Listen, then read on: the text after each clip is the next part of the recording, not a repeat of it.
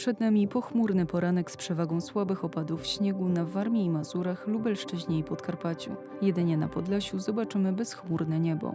Na wschodzie utrzymają się przymrozki i termometry pokażą tam od -2 do -1 stopnia. Na zachodzie zanotujemy najwyżej 5 stopni. Po południu najwięcej chmur pojawi się w centrum, a także na północnych i wschodnich krańcach. W tych regionach prognozujemy opady deszczu ze śniegiem, lokalnie śniegu. Na południu i zachodzie padać nie będzie, ale tam miejscami zachmurzenie duże.